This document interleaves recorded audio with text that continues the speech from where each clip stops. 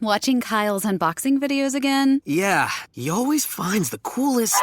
No way! A robot dog? Gotta ask where he got it. Or use your Samsung Galaxy S24 Ultra. Just draw a circle around the dog on your screen, and it shows you where to buy it right in the app. Whoa, I just learned a new trick. And that for once, I beat Kyle to the next big thing. Circle it, find it with the new Galaxy S24 Ultra and circle the search with Google. Get yours now at Samsung.com. Internet connection required. Results may vary based on visuals.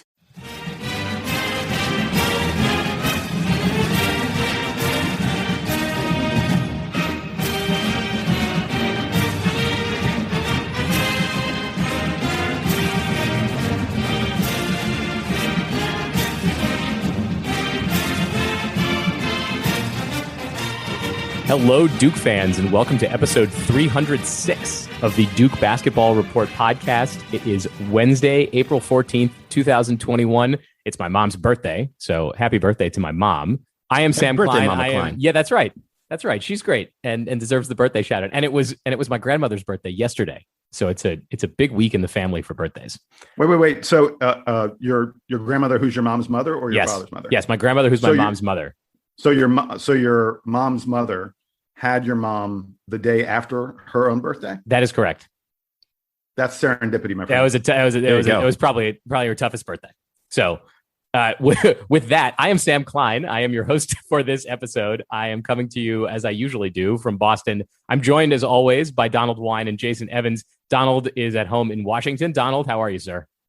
I'm doing great. I had a nice, much needed vacation to Maine and New Hampshire. Very relaxing. Got to eat some lobster, got to do some hikes, which was great. So I am feeling refreshed this week. Excellent. And Jason Evans is also here from Atlanta. Hey, I have been hard at work on editing Return to Glory episode 3, which is about the game against Maryland in 2001, the Miracle Minute game. And it's been a ton of work and a ton of fun. And I can't wait to get that out to folks later this week. Well, the first 2 episodes have been excellent. And we hope that people are tuning in to those. Obviously, you can find them in your podcast feed, same place you find these episodes. So enjoy those episodes from Jason. We are going to get very shortly to an interview that we just conducted with a member of the Duke family who isn't necessarily a basketball alum, but David Rubenstein was the chair of the board at Duke for 4 or 5 years. He has been a major donor to Duke and to a number of other causes, and we have a great conversation with him coming up. But before we get there, I know that there are a couple rumors to address this week. There's no hard news. We don't know yet what Matthew Hurt is doing. We don't know if anybody is officially joining or leaving the Duke basketball team, and there's no other sort of specific things to talk about. But Jason, can you catch us up on the latest rumors regarding the basketball roster for next year? Sure. I guess the first thing is we spoke on the last podcast about Noah Gurley, a transfer from Furman who is looking at Duke. Just a day or two before Gurley announced his decision, he ended up picking Alabama. He announced that he was eliminating Duke from consideration. There's some speculation out there that he may have done that because he was unsure what Matthew Hurt would do. Noah Gurley does not make sense on a Duke roster if Matthew Hurt returns to Duke. They are fairly similar kind of players. Hurt's a better prospect. Hurt's a better player than Noah Gurley. Little question about that. But Noah Gurley is a stretch 4, much like Matthew Hurt is. So there's some talk out there that Gurley may have eliminated Duke because of some degree of uncertainty about what Matthew Hurt's decision would be. A lot of people just assumed that Matthew Hurt was going to turn pro. There are more and more rumors that Matthew Hurt is really undecided what to do, and that there's an increasing possibility that he may come back to Durham for one more season. I don't know. I'm not here to say that any of my sources are saying this or anything like that. In fact, I sort of think that Hurt hasn't made up his mind yet, that he is truly torn. But so while that's going on with the big men, there have been developments with the guards. A lot of people have identified, looking at next year's roster, that Duke probably needs another ball handler. And it appears that Duke has zeroed in on a player named Jalen Blakes. He is a high school senior out of Blair Academy in New Jersey. Folks, you may recognize the name Blair Academy. It's where Luol Deng went to school, a very prominent basketball program. Jalen Blakes is not the typical kind of Duke recruit. Most Duke recruits are top 50. Most Duke recruits are top 25 basketball players. Jalen Blakes is right around the top 100. And so he's not someone he's not a 5-star recruit. He's like a 3-4-star kind of recruit. But he is a very solid point guard, 6'2". He's got a 6'8" wingspan. He's known for playing really good defense because he's got such a good wingspan. Very solid athletically. This is a guy who has a pretty big frame and is really good at using his body to get into the lane. He's a good shooter. He's not Trevor Keels. He's not a lights out outside shooter. He's not DJ Stewart in terms of his outside shooting. But he's a guy who can knock down the three. And the expectation is because he's a guy who, like I say, is a top 100 recruit, but not a top 25 recruit, that he's someone who potentially would be at Duke for several years, probably all four. He has not committed. Duke has not gotten Jalen Blakes yet, but that's the rumor out there. And there's a lot of talk that could happen in a matter of hours or days. He was looking strongly at Pitt. He was looking at UConn. And then Duke sort of just showed up. And there's lots of speculation that he's enamored of Duke. This is a kid who's really into academics. He was also looking at Harvard and other Ivy League schools, and Duke seems like a great fit for him. Jason, in the limited, description that you just gave of Jalen Blakes, it sounds like he is a potential replacement for Jordan Goldwire in the sense that you have a guy that can defend, can kind of drive the lane, but be essentially a floor general type of point guard. Is that right? Yeah, I think that's a good accurate way to describe him. And I want to temper folks' expectations. Look, I don't think he's going to be as good as Jordan Goldwire would be next year. Jordan Goldwire was an all ACC defender and a guy who was playing 20 plus minutes a game for Duke and would have continued to do that had he chosen to take an extra year here in Durham. But I think Jalen Blakes is someone who a lot of people say he can mature into being another Jordan Goldwire, perhaps even better. I mean, let's not forget, Jordan Goldwire was barely a top 300 recruit. Jalen Blakes is a top 100 recruit. And there's a difference in the quality of those kind of players. The expectation is that it took Goldwire a few years to be really useful at Duke. Blakes, most people think, could be useful and could at least pick up some spot minutes right away.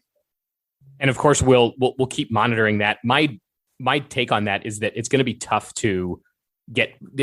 for Duke to recruit a really high level guy to be the sort of backup point guard on this team, because I think a lot of the minutes are probably already spoken for. But a 4-star recruit who is looking forward to 2 or 3 years of college, I think is right in that sweet spot where Duke could bring them in and like you said, sort of play the Jordan Goldwire position. Maybe if they're a little bit more talented than Jordan Goldwire was coming out of high school, then there are minutes available for that guy right away, or at least in his sophomore year when perhaps there will be a little bit more turnover.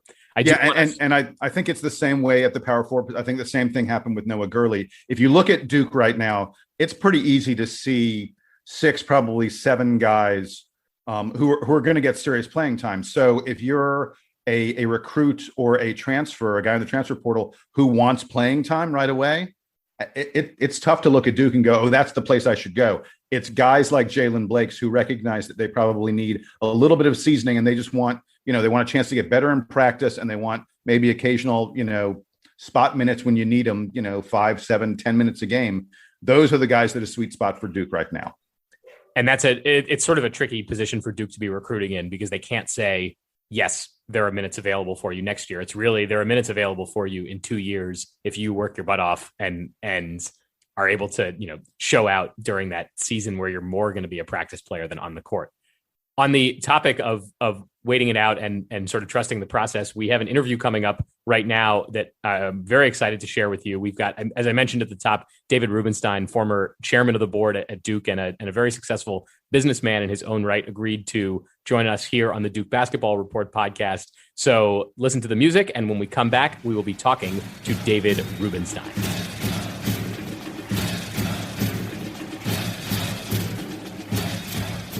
All right, Duke fans, today on the Duke Basketball Report podcast, we have a very special guest. He graduated from Duke in 1970, and by his own admission was a pretty awful basketball player, but he's had a fairly successful career in business. He served as Duke's chair of the Board of Trustees from 2013 to 2017. He's donated lots of money to Duke. His name is on a couple buildings, including one at the Public Policy School, the brand new arts facility that's on Central Campus, and the new entrance and lobby to Cameron Indoor Stadium, which was just completed a few years ago. In his spare time from running one of the most successful private equity firms in the world, he also regularly interviews notable leaders from business, politics, and sports. So hopefully he has a few things to say to us. David Rubenstein, thank you for joining us on the Duke Basketball Report podcast, and welcome. My pleasure to be here. Thanks for inviting me. Absolutely. Excellent. We will jump in. We're gonna do a few different sets of questions with you. The first set of questions is about the basketball program and about Coach K. So I want to take it back to your time at Duke. This is in the late 60s. What was the basketball program like then, as you recall being a student? Well, in those days, it wasn't difficult to get into Cameron Indoor, which was then just called Indoor Stadium. If you wanted to go to the game, you just walked into the game. So there wasn't a flurry of Cameron crazies, so-called. The team actually had gone to the Final Four before I got there. I think in the year or two before I had gone there. They had some spectacular players in the pre-integration era. Duke did not have an African-American basketball player until the time that I was there as an undergraduate. But prior to that, they had some incredible players. Art Heyman was, of course, the player of the year in the early 1960s before I arrived. Subsequently, Jeff Mullins and Jack Marin, Steve Vasendak, Bob Berga was there when I was there. So they had some pretty good players. Today, these players would probably be undersized by the standards of today. And in those days, you also had freshman teams. So you had people couldn't play on the varsity until they were sophomores. I think Duke had a very good reputation as a basketball school in those days, but it wasn't quite what it became later on, obviously. And when Coach K was hired in 1980, what was your impression of the basketball program and what was your initial impression of him? Well, I would be less than honest if I said I had focused on it. In 1980, I was working at in the White House, and my main focus was trying to get Carter reelected. So I didn't worry about Duke basketball, honestly, as I know that's a shame to say and probably sacrilegious on this podcast, but it wasn't something I focused on. Did you follow the team? I know that. Sorry, so Carter doesn't get reelected, and you have to go back to private practice. Do you then get more time to watch any basketball, or did you have any impression of Coach K in those early years when he was struggling and I think a lot of the support was not behind him? I didn't spend that much time on it, honestly, in those days. I'm a fair weather fan. When they win a lot, I then take credit for it and pretend that I'm involved. When they lose a lot, I kind of say I barely went there. So I didn't really obsess over it that much. Basketball today is a much greater obsession of people than it was then, nationwide and at Duke. So I think I recognize that he had a losing record for a number of years when you added it all together. And I was surprised that he actually was able to be retained because, as you know, there were many people who wanted to push him out at that time. So when did you first meet Coach K? I know that you became more involved in the university on a number of levels about 20 years ago, but his run of success kind of starts in the mid to late 80s. Obviously, the team wins a couple championships in the early 90s. When did you first meet him, and what was your impression? As a general rule of thumb, when people graduate from a university, the last thing they want to do is spend time on alumni affairs and being connected to the university. They want to get on with their life. And so I was in that category. So I didn't get reconnected to the university for several decades afterwards, when I had already had my business career and when people at Duke were probably more interested in me when I was more successful than probably when I was less successful. But I think I first met him when I had my private equity firm, Carlyle, had an annual investor conference. And in those days, I used to bring in people as speakers, but I would either interview them or let them make a speech. And I think we went through a speakers bureau, and he came and he made a speech to our investor group of about 1,000 people or so. And he did a very good job. And then I think we did one or two other events like that as well with him. And you've interviewed, like I said at the top, you've interviewed a number of leaders from politics and business, some folks from the sports world, including Coach K. And I know that you've written a lot and spoken a lot about leadership qualities. What is it about Coach K you think that makes him a great leader, and what qualities does he share with some other notable leaders that you've interacted with? Well, I did publish a book recently on leadership called How to Lead, and Coach K is in that book, along with one other sports figure, Jack Nicklaus. Coach K obviously is a person that knows how to motivate people. and knows how to get people to work together. He's been essential in Duke's success, in my view, and I think he's become the greatest basketball coach, certainly since John Wooden, and maybe even better than John Wooden, because it's much harder to win national championships than when John Wooden was there, because those days, the relatively fewer numbers of people competed in national championships. On the other hand, he did have some spectacular players at UCLA. There's no doubt about it. But Coach K is a person who's motivated to make the team work well, and he's not focused only on individual performance, but on team performance. And when he gives speeches, there's no doubt that he understands the value of teamwork. And I would say he's a terrific motivational speaker. So looking forward kind of into the future, there's going to be a day when Coach K retires. And I think a lot of Duke fans were looking at the recent UNC coaching search with Roy Williams deciding to retire seemingly, within a week. It was basically a quick turnaround of him deciding to retire and then UNC promoting Hubert Davis to the head coaching position. Did you follow that story at all? And do you have any thoughts on how that might mirror the eventual decision to replace Coach K? Well, the Coach K decision will be a big decision, obviously. I think that it will be made by the athletic director, and clearly Kevin White is stepping down at the end of this academic year. So I suspect it'll be made by his successor. But given its importance, I suspect that the athletic director will let the president of the university know about it. I do not expect it'll be done the same way as the new athletic director is being selected. As you know, a committee has been formed, headed by one of my predecessors as Duke board chair, to oversee the selection of an athletic director. I don't think that will probably happen. I think the athletic director, in consultation, no doubt, with Coach K and others, will make the decision. And one more question about Duke basketball, just as its own program. You've professed that you really admire Zion Williamson as a player. Are there any other favorite players that you've had come through Duke? I also know that you recently appeared on JJ Redick's podcast, and you had some nice words for him as well. Well, as I say, I'm not probably the most religious person in the world, but Zion Williamson did convert me to becoming a Zionist. And I do admire his capabilities. Clearly, he was spectacular in his 1 year at Duke. Grant Hill is somebody that I know reasonably well. His mother serves on the Duke board with me. She's on the Carlisle board, served on the Kennedy Center board with me. And I've talked to Grant many times over the years and know him reasonably well. I think Christian Laettner was obviously a spectacular college player for Duke. Bobby Hurley, among others, Danny Ferry. There's a whole list of people that I admire and think have done terrific jobs. I particularly admire Grant Hill because not only was he a college All-American, but also an All-Pro. He's in the Basketball Hall of Fame. I went to the induction ceremony. He's also somebody that has a college degree. He's a leading sportscaster. And as you now know, he's going to help select the next two Olympic basketball teams, among other things. So he's a real role model. And as a person who someday may wind up being chairman of the board at Duke, you never know.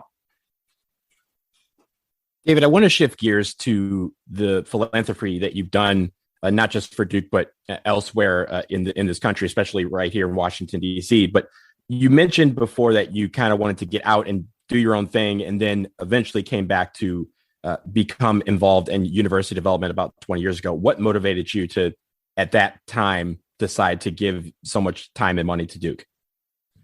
Well, most people, I think, feel a special allegiance to their college. Obviously, some people do not like their college experience, and some people want nothing to do with their college.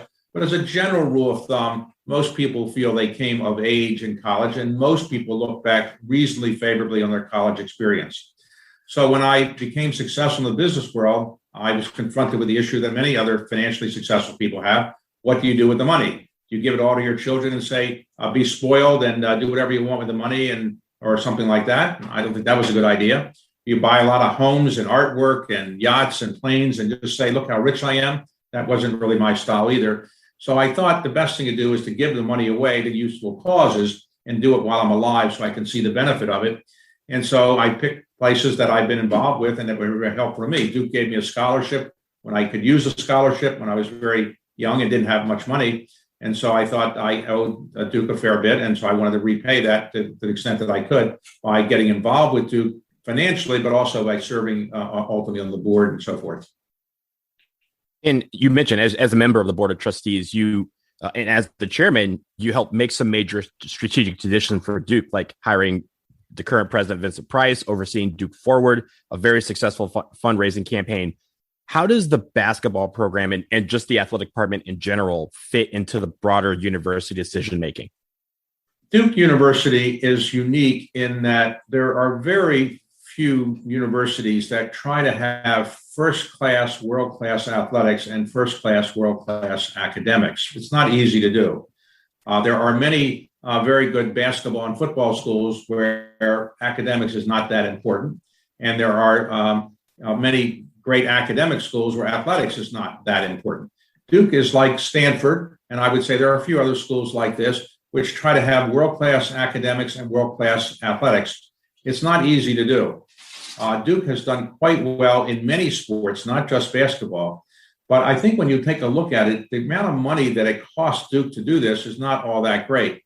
I suspect that the subsidy is, I don't know exactly what the current numbers are, but when I was the chair of the board, the revenue of the revenue cost, or the cost of the athletic program, was something like $60 or $70 million a year. And Duke was then, the university was subsidizing it to about $14 million a year. In other words, the revenue from the rest of the athletic programs, the sponsorships and ticket sales and so forth, almost completely paid for the athletic program. So it wasn't like Duke was subsidizing it by a large amount. In fact, the Ivy League schools were much more involved in subsidizing their athletic programs than Duke was.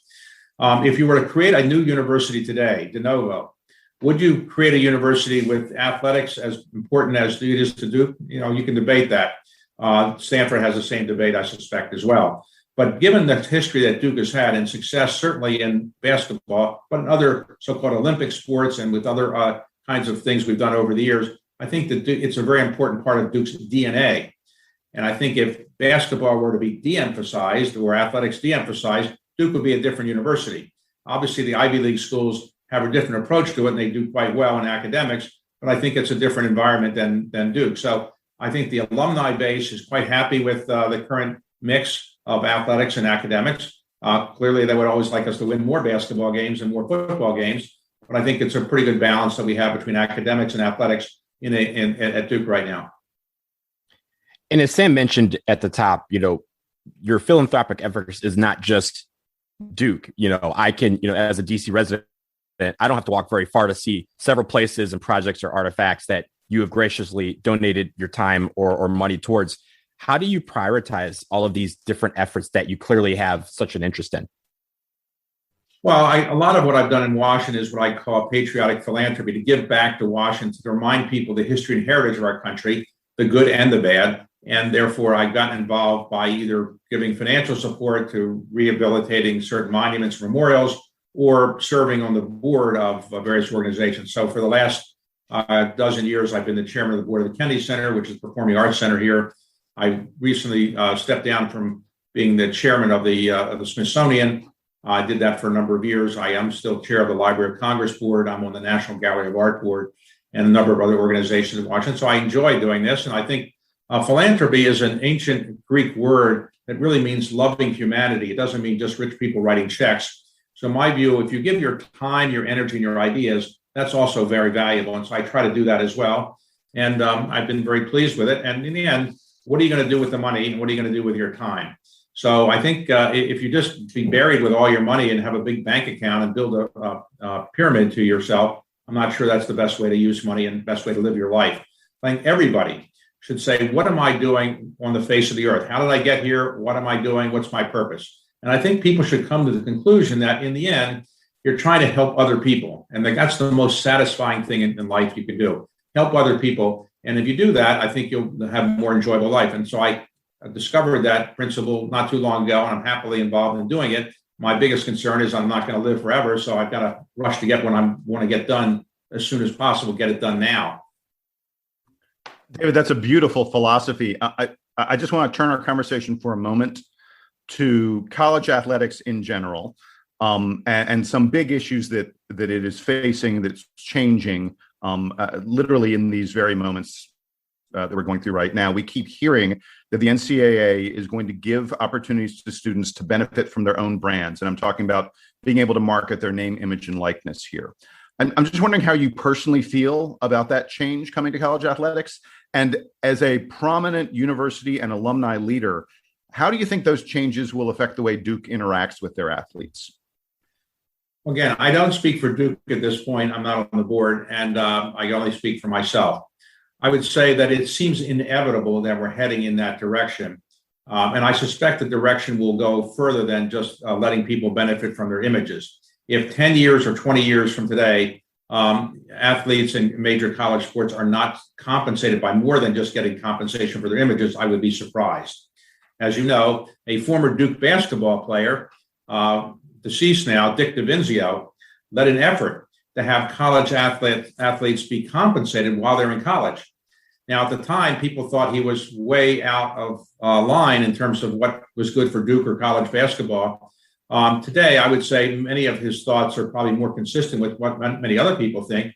And I wouldn't be surprised if at some point you do some of those kind of things, which is to compensate people, whether they get the compensation while they're in college or whether they get it if they graduate or when they leave, I don't know. But I suspect you're moving in some direction along those lines. And I also think that you also are moving in a direction where many very good, talented athletes will just not go to college. They'll go into the G League and NBA and so forth. I don't want to say that's a terrible thing for certain people. I do think that people should recognize that college is a place where you go to mature, to learn, to become ready to be a full adult. And it's not just to learn how to make money. And so I do think that people don't go to college, don't have the full benefit of being a full human being in some respect. You can obviously drop out of college like Mark Zuckerberg or Bill Gates and do quite well. But the odds are that if you get a college education and you are an educated person, you'll enjoy your life much more than if you don't. Sadly, in my view, there are relatively few players in the NBA now who have college degrees. Now, they're making lots of money and maybe they're very happy with their lives, but I do think their lives would be fuller if at some point after their playing career was over, perhaps, or do something like getting a part-time college education or getting some more out of life than just making money and being a basketball player, though that's a very good thing for them to do. I just think that education is a great thing for everybody. And I'm sad that we've now reached a point where people only look at college as being a way to make money. Your answer, I think, spills into what my next question was going to be, but I'm going to ask it anyway. Over the last decade, Duke has become an increasingly popular destination for basketball players who are looking to just spend but probably just 1 year in college. And Coach K has said, this change happened organically, and he's still recruiting the same kind of student athletes. It's just that the environment has made it, so that they don't stay in school. I think I already know your answer from what you were just saying. How do you feel about these changes? And, would you prefer if the NCAA and the NBA dealt with it differently?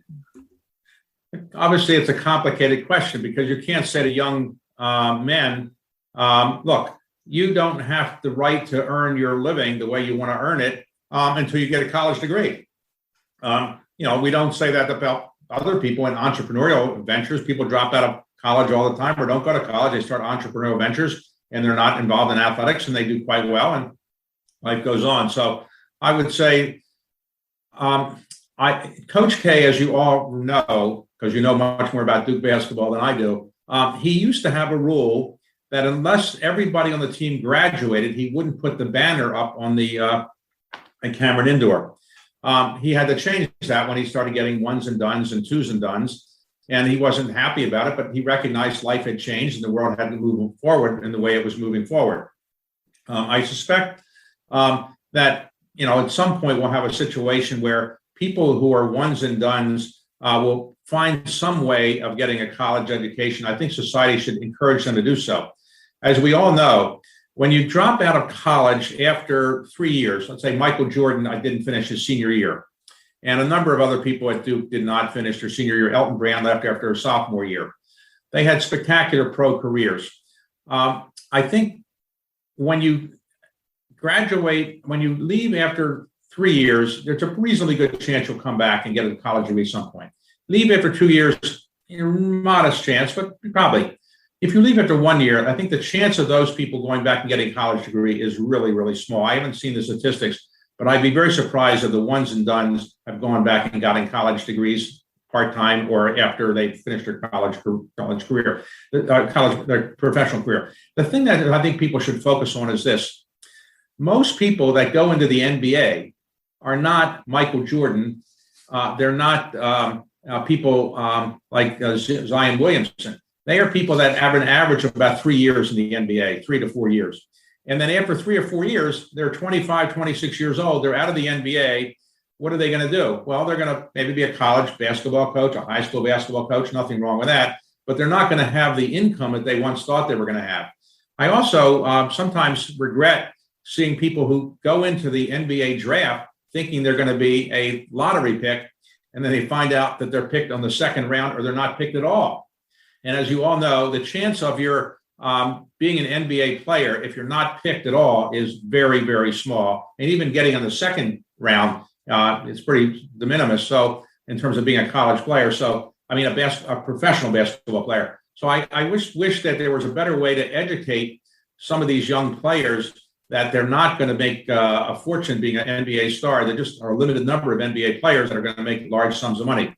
But anyway, it's hard to tell 19 and 20-year-olds what to do. And also the basketball world has changed. In the old days, people came to college and they played basketball for 4 years. Lou Alcindor did. Bill Walton did. A lot of the great players, they played 4 years. Nothing wrong with that, I think. And they did a good job, and they ultimately had good pro careers as well. But they actually lived in the dorms. Maybe they had some special benefits as living in a dorm. Maybe they lived off campus. Now what you find to some extent is the ones and dones are the meal ticket for the family to a greater extent than before.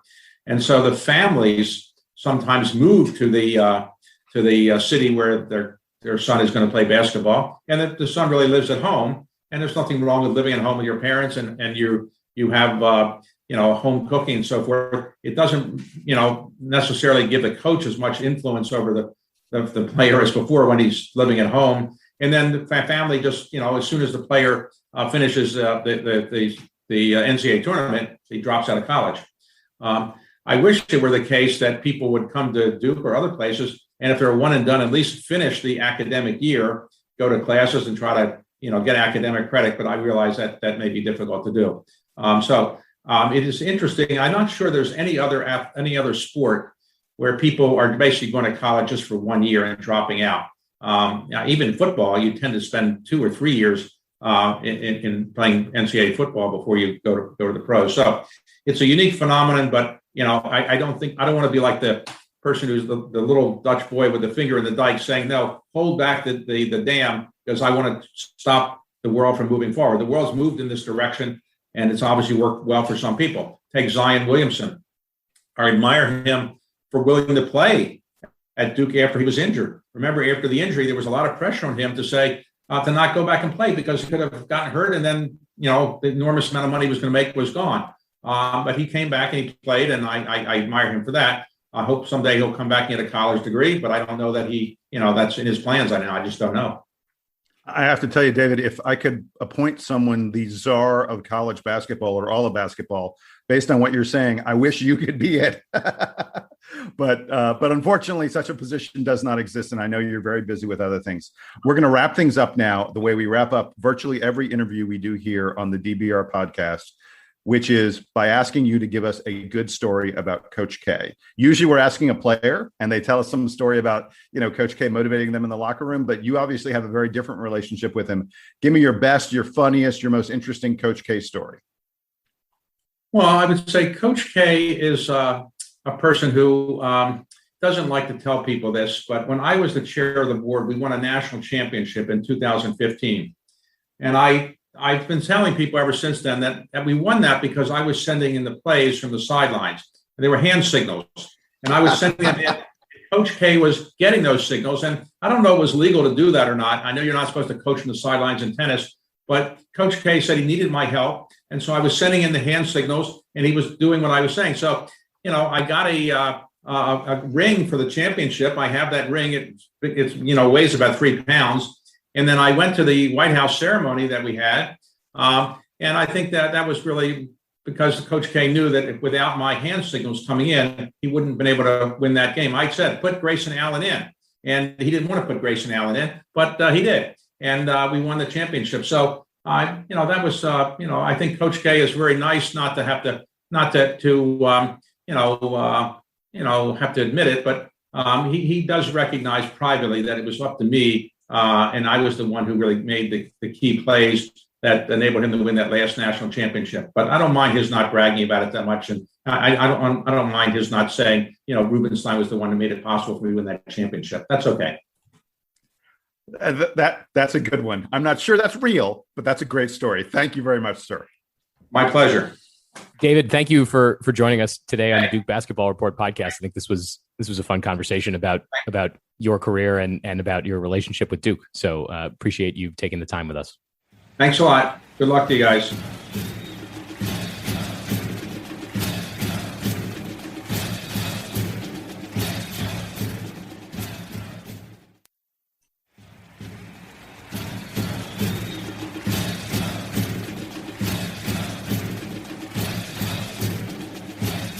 So thank you again to David Rubenstein for joining us on the Duke Basketball Report podcast. Guys, let's do a quick reaction to that and sort of get your takes on that conversation. I think normally when we do interviews on this show, we're talking to people who played on the basketball team, worked for the basketball team, are basketball writers in some way, but there are Duke alums out there that are paying attention to the basketball team who are not basketball alumni, who are not basketball players like we were not. So it was pretty cool to have David on. Jason, I'll come to you first. What was a good nugget that you got from David in that interview? I loved what he said about being a philanthropist and that it means more than just acting with your money. I think that's just incredible advice to all of us. It's not about writing a check and then going, okay, washing my hands of it. I've done my job. Getting involved in organizations, getting involved in society is part of our obligation as members of society. And I hope everyone out there heard that, because essentially what he's saying is that it's not only about your money, that giving with your time, giving with your thought and other contributions to these important agencies, these important folks who are trying to help better what we are as a people, is a worthwhile endeavor. It's part of being a member of society. And I'm so glad he said it way more eloquently than I can. But that's something I believe in very firmly. And I'm glad he was talking about it as well. And goes to show that the changes that we see around us are made by the people who make them, right? They are not, there is no change that is sort of inherent. Amen. Yeah. Nothing happens just because that is the march of history. It's because people give their time and effort to making changes happen. And it reminds me, and it's something that I wanted to bring up earlier, that one of the reasons that I wanted us to talk to David Rubenstein today is that not only is he a prominent Duke alum and someone who is on TV and on the internet all the time, speaking with interesting world leaders. I recommend folks check out his YouTube page of all the cool interviews that he's done with CEOs and with politicians, athletes, all kinds of people. And with Coach K. But if you open, I've long said that David Rubenstein has one of my favorite Wikipedia pages that exists on the internet, because you can look through. It's not just about his success, because I think there are a lot of successful people who have started companies, who have made a lot of money, who've made a lot of change on the world and done things that have sort of shaped the course of human history. But looking at the list of things that he has been philanthropically involved in, and he talked a little bit about Washington, D.C. and all the various institutions. There's a lot of government institutions that he's been involved in, even when he hasn't been necessarily like an employee of the federal government, but working with the Smithsonian, working with the National Archives, working with all kinds of organizations that he believes in and he thinks are important. So check out his Wikipedia page, and I encourage folks to read and watch more of what David Rubenstein is doing, because there's a lot out there. And if you think that you are busy, there is always more that you could be doing. Donald, I want to get your impression. You're a DC resident, and I think you were excited about being able to talk about DC with David. So what was your takeaway from that interview? His humility. I mean, above everything, right? Like, this dude had, like I said, I can literally walk out of my apartment and walk, a mile in any direction and come up upon something that David Rubenstein has affected, whether through his money or through his time or through something else. The Kennedy Center is just down the road for me. When we had an earthquake back in 2011, Congress was fighting on who would fix the cracks that were in the Washington Monument, he said, here's $10 million. Just go fix it. Like, he's that type of guy. And we got the humility side of him because he talked about, giving time and giving money is cool, but you want to do something with your life. And he's been doing a lot, not just at Duke, but here in DC.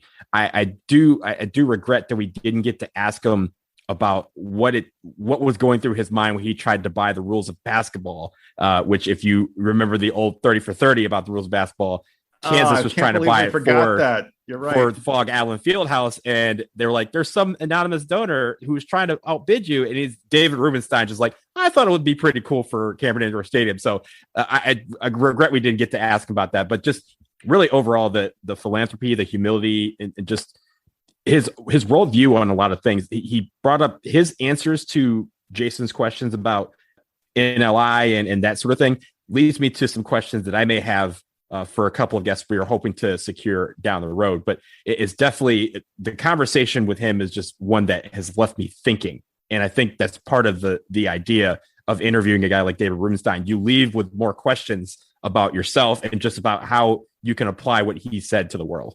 Another thing that occurs to me when he was talking about the difference between Duke and some other schools, and this is something certainly that we wanted to talk about with him, is also looking at kind of who the influential people on campus are and the way that they leave their mark. One of the things, if you walk around Duke's campus today and you look closely, you will find David's name in a number of places. His name is in the library. His name is on one of the buildings of the public policy school. His name is on the new Arts Center, which when I was in school recently was one of my favorite new places to see on campus. It's a very cool facility that is in a place where there used to be sort of not much at all, no reason for students to get off at that bus stop, although it is across from the National Museum of Art. And what I appreciate about the work that he's done on campus is that it has enhanced, but not fundamentally made the campus something that it is not. And he's sort of aware of the way the school kind of functions and is able to put a lot of effort towards making it better, but not making it in his own image. It is not now, and nor do I think it will become Rubenstein University, nor should it. I think that there's an importance to that legacy that he is excited to support. Yeah, and the one thing that also struck me is he mentioned, like, I want to give money to things that I can see the tangible benefits of it while I'm still alive. And for all of us, right? Like, Jason graduated in the 90s. I graduated in the early 2000s. Sam in the 2010s. 80s. You're in the 80s? You're in the 89, 80s. Okay. baby. I heard Donald say it, and I wasn't going to correct him. I was trying to make you younger, but 89. But the point is this, right?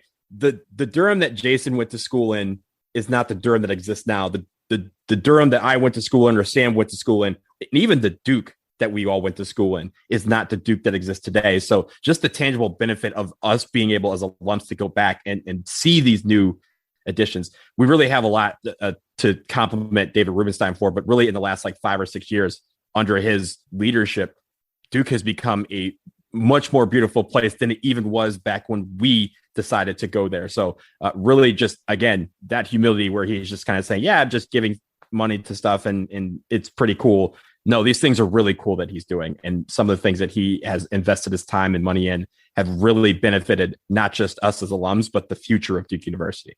So thank you again to David Rubenstein for joining us on the Duke Basketball Report podcast today. Before we go, Jason, I know that you've got a preview of the next episode 3 of Return to Glory coming up. What can folks expect on that Friday drop? So everyone on the team, you're going to hear from the entire 2001 team about how much they hate the Maryland Terrapins. So you have respect, yes. So we're all in agreement. That is catnip for Duke fans. but wait. But I was going to say, the thing that I love the most, I think, about this next episode is there's a story from Carlos Boozer about what happened when the Duke Blue Devils tried to get a meal after a key game against Maryland, and I was surprised by the story. Duke was unable to get a meal in Maryland after they beat the Terrapins. I heard about this when I was in school. So this is not something that was national news or anything, but definitely the players were pissed when they got back to campus because of this. So I'm really looking forward to this episode because I really look forward to how they interpret that story. So we will look forward to Jason's next episode of Return to Glory, which is going to be coming Friday morning. It is now Wednesday as we speak. I believe we're going to get this out on Wednesday. Of course, as we've been saying, if there is any news in the Duke program, we'll get right back on to talk about it and give our quick reactions. We still have the survey open, tinyurl.com/DBR podcast survey. If you haven't gotten a chance, we have had a lot of great responses in there, and I'm working on collating the findings and sharing some of that with you, the listeners, because I think there's some fun stuff that we found. One thing that I regret from the way that they set up one of the questions is that I asked everybody to name their favorite other podcasts, and I did not make it an easily sortable list of names. So I'm working on that, and I will share when I get this done. I will share the favorite podcast of listeners of the Duke Basketball Report podcast, other than the Duke Basketball Report podcast, of course, because I'm sure that we are your favorite show. And if it's not us, it's something else. You'll find out what that is. You'll find out many more things from us in the coming weeks. We have, as we said earlier, some great interviews that are coming together in the next few weeks. So look out for that. Look out for us. Stay subscribed. Send us emails, dbrpodcast@gmail.com. Whew. I think that is it for today. So for Donald Wine and for Jason Evans, I am Sam Klein. This has been episode 306 of the Duke Basketball Report podcast. Thanks again to David Rubenstein for joining us. We will talk to you again soon. And until then, Duke Band, take us home.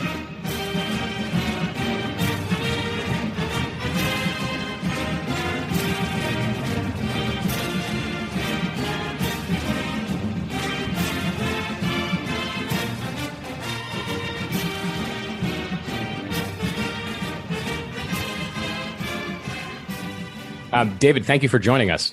Sure. We're not. Yes. Your podcast is only about Duke basketball? Yes. Isn't that crazy? There are enough people listening to Duke basketball podcasts to make it.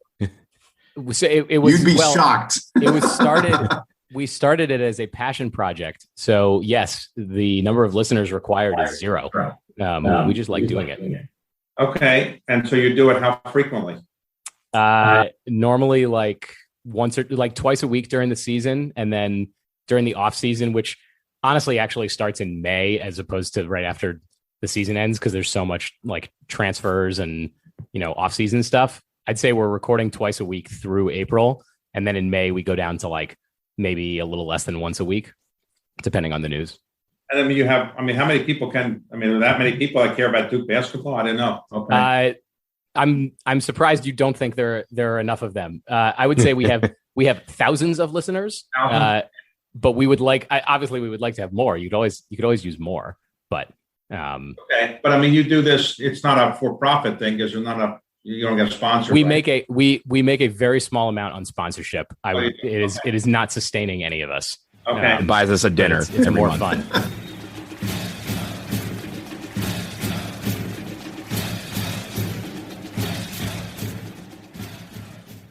Let me give you a big Labor Day surprise. Most people think if we all exercise the same and eat the same, we'd all look the same. And let me tell you why that's wrong. Your body is unique and your metabolism is unique. I'm Lacey Green and I'm a super trainer at Body. That's BODI.com. And you can't see me, but I don't look like your average personal trainer. I'm curvy and I'm proud of it. So I created a program for beginners only on the Body app to show people like us how to get incredible results and be our version of happy and healthy. This isn't just workout videos. It's people like you and me. It's community. It's incredible trainers. It's easy to follow nutrition and mindset experts to help you reduce stress and just feel better.